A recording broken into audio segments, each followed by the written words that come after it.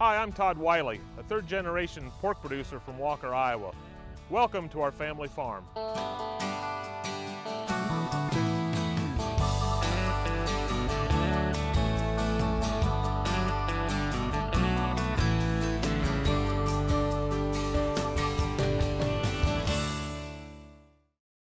We are out in a cornfield actually harvesting corn, and I have my father with me, Ross. Well, we've been farming for about 40 years now, and we got just grew along the way. We have about 300 acres that we own, and then between the two of us we have another 600, so it keeps us busy. This corn would have been planted in late April or early May, and they have varying maturity ages. Some corn is young or has a short lifespan, and then the 95-day range up to as much as 110 or 112 days.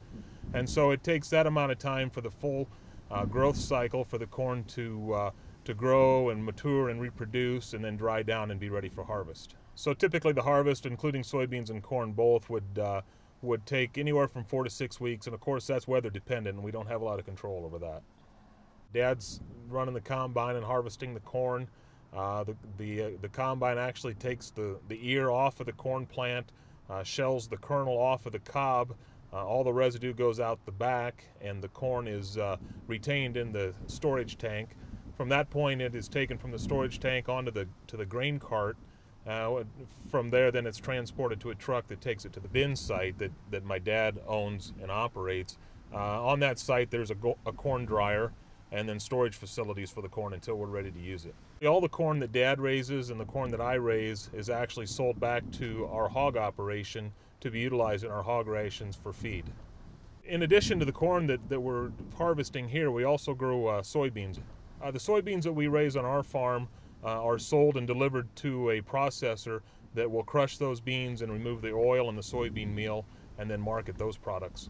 There are a variety of factors that influence the success of our crop. We need to make sure that we have the nutrients available to the crop, including nitrogen, phosphorus, potassium, those types of nutrients that a crop needs to grow and to flourish.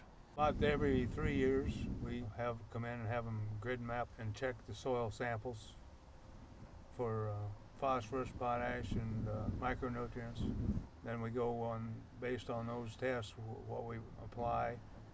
We also have to manage the residue that's left out here ahead of planting a crop.